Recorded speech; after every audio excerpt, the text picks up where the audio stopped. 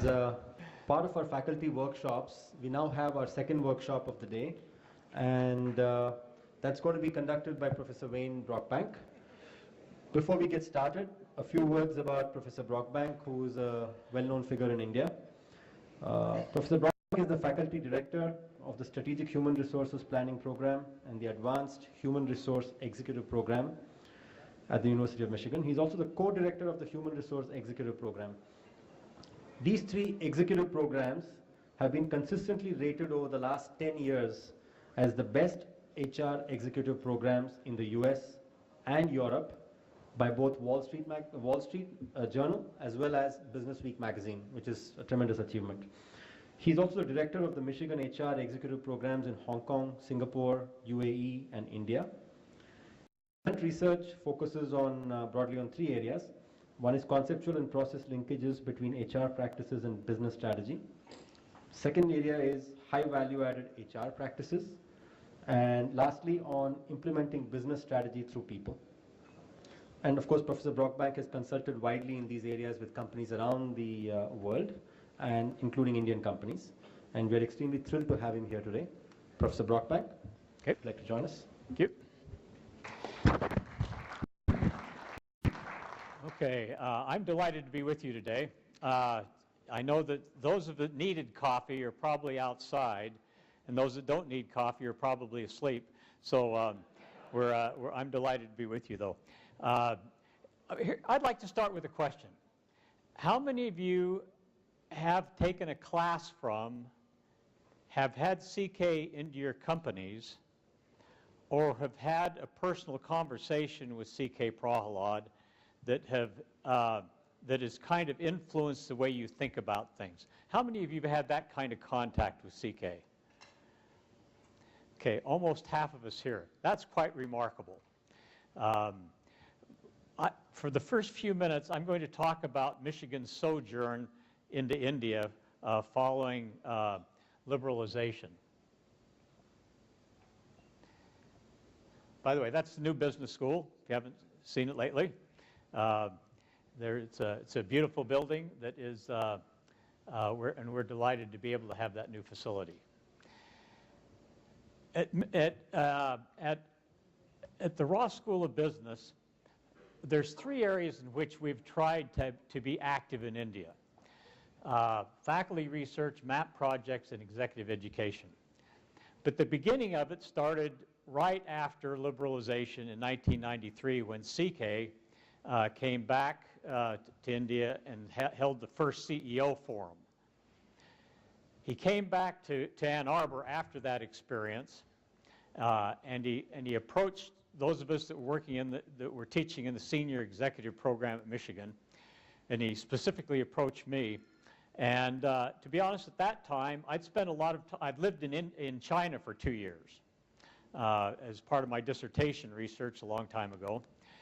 And CK approached me and he said, we want to open up an executive program and take what we think are the best of what Michigan has to offer by way of business education and bring it to India. And my response was, so why do you approach me? You know, I know quite a bit about China. I lived in Beijing for a couple of years. I spent a lot of time in Hong Kong, in the Pearl Delta region. But why? He said, because the way that you talk about organization and people is the way that needs to be approached within India. And therefore, he said, I'd like you to not only be on the faculty, I'd like you to be the director of the program. Now, those of you that know CK know he can be very seductive. And partly is because of his intellectual insights, his passion, and kind of almost a spiritual commitment that comes out of him that leads you to think that after you've talked to him for a while, that there's something going on in his mind beyond what's at the surface. So that became the foundation of Michigan's presence in India. It was very, very early on. Since that time, we've been involved in these three areas. Now, I have a question. Those of you that are in the back of the room that are talking to each other, hello?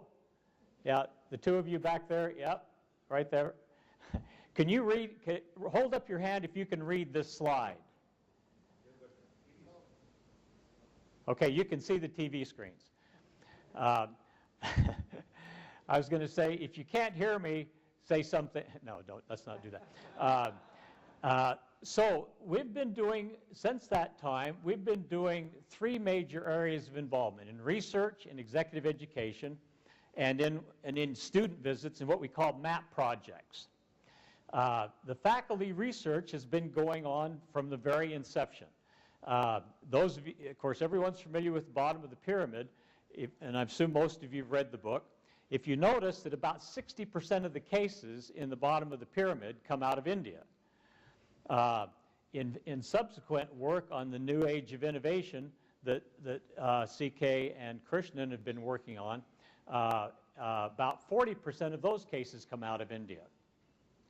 And so it continues down with software contracting, telemedicines, and for the last 15 years, India has been a major contributor to the strategic HR research that we've been doing throughout the world. And subsequently, in the strategic HR side, we have the largest database in the world, including from India, on the role that HR and leaders play in helping to mobilize and create a competitive human side of the business. So, and all of that came out of CK's introducing us to India.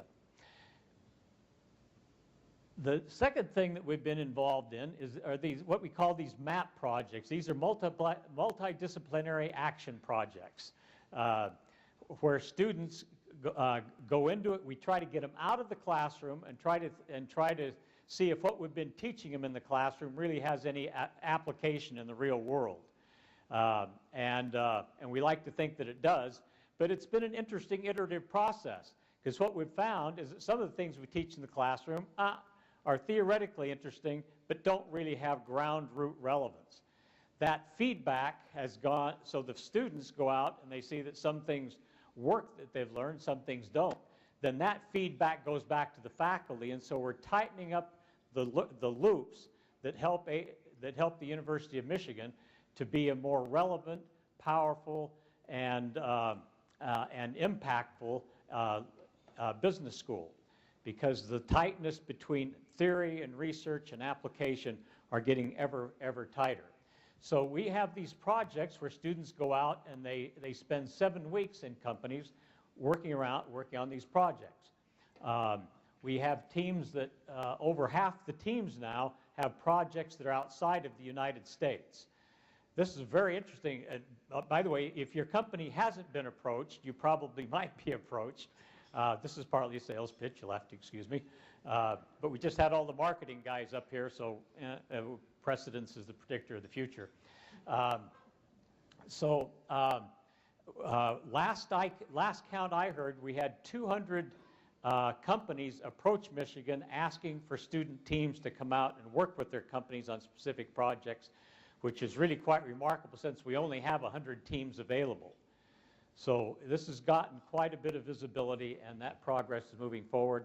Here's a list of some sample companies that have been involved in the MAP projects in India, and I'll let you just quickly glance through that list. It's obviously a very good, compelling list of companies.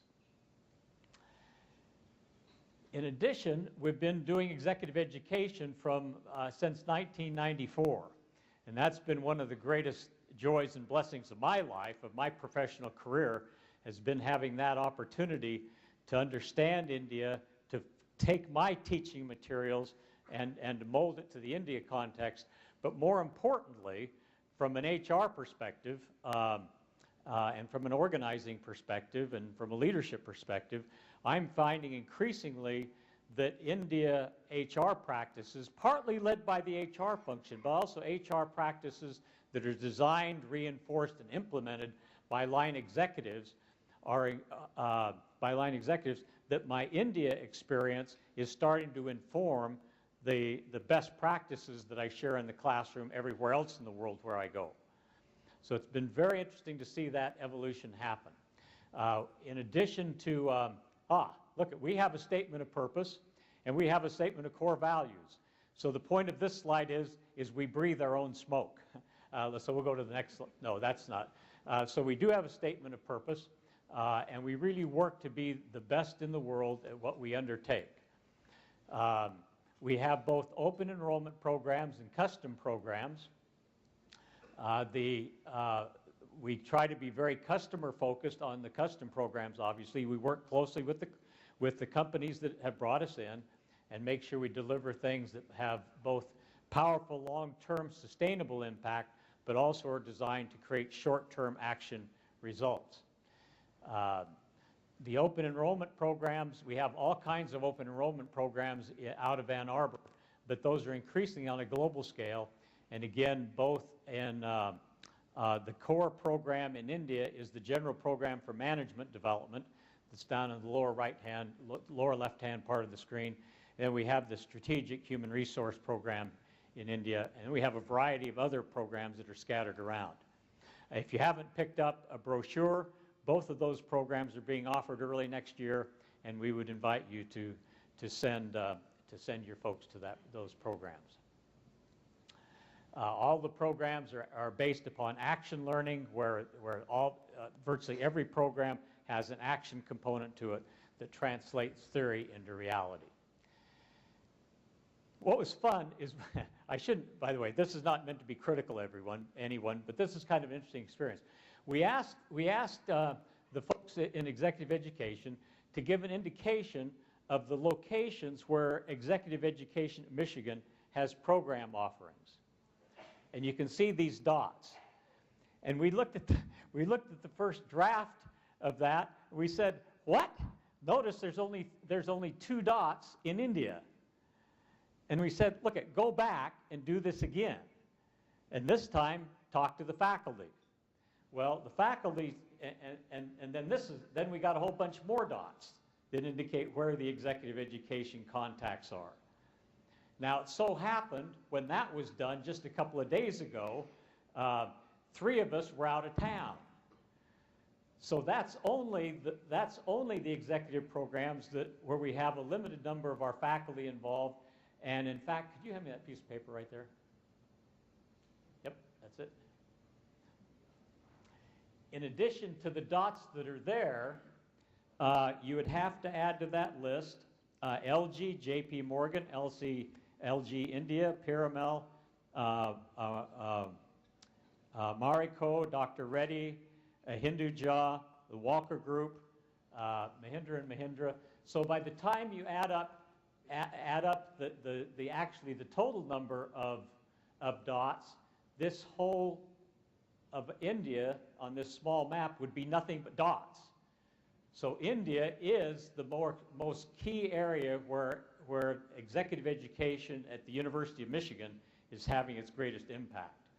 So we're delighted to be able to involved in that. We like to think we're a blessing to companies in India, and we know that the companies in India are blessing us as we take those best practices back to Ann Arbor and disseminate those then through Ann Arbor and throughout the rest of the world. So, so that's what our beloved friend and colleague C.K. Prahalad hath wrought in the last 18 years. So we're very grateful for his legacy and for your all being here as evidence of that continued legacy. Okay, switch gears to try to say something that is right on the ground that hopefully will be useful for you in your role as leaders in your companies. So I'm going to talk about creating the customer-focused culture, and my hope is that in doing that, we'll talk about how dissolving boundaries create limitless opportunities. Now, I'm going to go through both some research and talk about the implications of that research for practice in India. And again, keeping in mind that part of the research we've done results in the largest database on strategic human resource practices as represented by HR professionals, but also by line senior leaders in this research. I'd like to start very quickly with building on CK's legacy with one of the most interesting ironies of my entire professional career. Remember back in 1989, CK wrote an article that everybody in this room has probably read And the title of the article was The Core Competence of the Firm, of the Corporation. Became the most cited article in the history of the Harvard Business Review. And in that article, CK talked about that what core competence is what a company does best, and this will all be review for all of you, but I want to give you kind of the rest of the story of where this evolved. So CK defined what a company does best based upon what it knows. So the core construct of core competence is the technical knowledge that a company has. And the example that he used, one of the examples was Honda. Obviously it does all these things, but the core competence is the technology of internal combustion engines. Now, and every major consulting firm in the world went out after that concept got locked into place. McKinsey, Booz Allen, BCG, Bain went out and started consulting practices on core competence. We'll come into your firm, we'll help you identify your core competence. You can build on that, and soon you will rule the world of your industry the way that Honda is looking to rule its. The problem is that in the meantime, something happened in the nature of business. As we hit to the mid-90s to late 90s, the world started to change. And obviously the question is, what has happened to the shelf life of technical knowledge in the last 15 years or so? It's gone from kind of long to really, really short. And my favorite statistic in that is what % of Intel's revenues come from products that are less than 2 years old? What % of Intel's revenues come from products that are less than 2 years old? And the answer is 100%.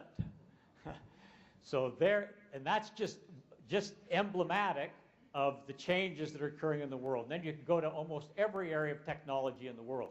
Now, you notice that deals a devastating blow to the whole concept of core competence.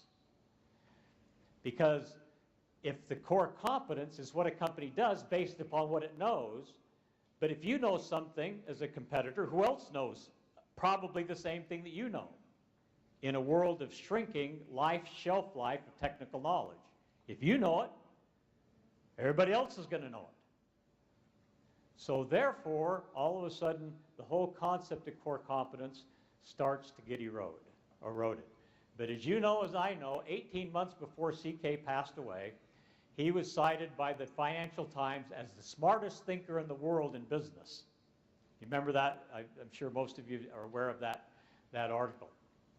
So the point is that CK is still the smartest guy in the world in thinking about big strategic issues, at least according to the Financial Times.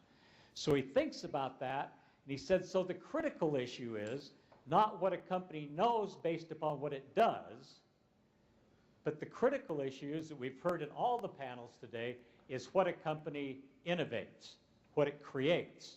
And the question is, can it continually to do things newer and better than the competition that then serves as the basis for what a company knows based upon what it does? And he started then writing articles, including the Harvard Business Review, about a whole bunch of new words that he brought into, or amplified in the business vocabulary. Creativity, innovation, speed, co-creation came out of this logic.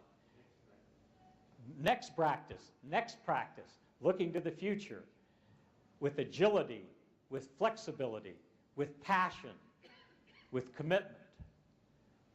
Now, all those words start to sound not a lot like internal combustion engines. There's a different logic to those words than in the words of internal combustion engines. Those words are all talking about the culture of a company. And so lo and behold, as CK emerged out of that time period of shortening of the lifespan of technical knowledge, he started talking increasingly about the culture of a company, its passion, its flexibility, its innovation, its next practices, its innovativeness. And so the irony is CK started talking like an HR professor. Now, he would never admit that, and I didn't mean to ever insult him by implying that he was talking like an HR professor, but those are the agendas he was talking about. Now, let's bring that back to what we're talking here about, dissolving boundaries. My favorite statement of a company's mission statement comes from FedEx. Anybody that's seen me teach in the last 7 years will recognize this because it's my favorite mission statement of any corporation in the world. Now, I'm going to show it to you in a minute, and before you read this, you're going to have to understand that this was written by employees for other employees. Otherwise, this comes across as obnoxious, harsh, overly demanding, almost irrational. But here's the FedEx mission statement. Excuse me. It's your job not to screw this up, make any mistakes, drop the ball, or blow the game. Get it there faster, quicker, more reliably, more efficiently, without it, do it first rate, top-notch, without a hitch, absolutely flawlessly. Botch this one, and you're out of here. History, terminated, toast, lunch, gonzo, dead, kaput. And one more thing, do it for less money than you've ever done it before. Now, I'm not going to ask you whether you like this or not. This is pretty obnoxious. But I am going to ask you 3 quick questions. Is it clear? Okay, everybody knows what you put up in front of me. We value human dignity in a team-based environment, seeking quality solutions, blah, blah, blah. Okay, so this meets the first criteria of something being clear. It's strategically relevant because it's clear. Second thing is it strategically accurate? That is, if FedEx lives this, not just today, but has an organization can live this into the future, what happens to its revenue flows relative to its competition? Okay, now I'm a very simple guy. I like the strategic relevance of any action to be measured by the customer's wallet. So if FedEx lives this, what happens to the customer wallets? If FedEx does not live this, then what happens to the customer wallet?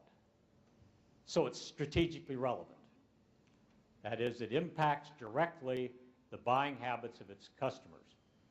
Third, and most interesting, is notice up in the corners, right-hand corner, that little thing there, and down at the bottom, that little thing there.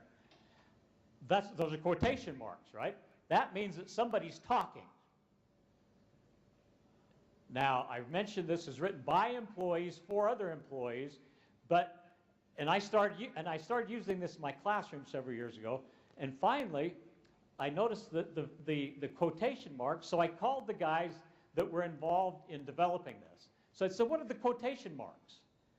And they said, aha, we hope that you and our employees would pick up on that. Because somebody's talking to us. That's what a quotation means. We're quoting someone. We're not quoting the CEO. We're not quoting employees. We're not quoting the focus group that developed this. Who's talking here? And who are they talking to? So you've got the FedEx customers talking to FedEx. Somewhere in the midst of developing this mission statement, somebody had a great idea. Says, let's not go off and write our mission statement of what we want to hear from ourselves. Let's not breathe our own smoke. Let's rather, why don't we write our mission statement from the standpoint of what our customers would write for us? And so they started to work on it. Thought about it, and a couple or 3 days later, they came out with this. And when they were done, and you know they got it when they got it, because they said, boy, that's it. If we live that, we keep our jobs. We dominate the market, and we're successful. Now, the problem is that is really harsh. That's demanding, it's obnoxious, it's irritating, it's, I don't know what to call it, but it is really a nasty statement, right? Look at that. You get it there faster, quicker, more reliably, more efficiently, or what? You're toast. Finished. That is nasty. Now, but let's be clear. We need to find out who those nasty people are. Who are those nasty people? Who are those nasty people that would say something like this to those nice people at FedEx? Okay, now, you can hear me all the way through the back of the room? Yeah. Could you please everybody raise your right hand? Everybody raise your right hand, please. Everybody? Okay. We just found those nasty, obnoxious, irritating, overly demanding people. Who are they? It's us. What do we, isn't that exactly what we say to FedEx? That's called breaking down the boundaries between the customers and the employees. Anything that FedEx puts up in front of its people, other than this kind of reality, is just noise. It threatens their employment, it threatens their ability to get their job done, but this is a statement of culture that bridges and dissolves the boundary between the corporate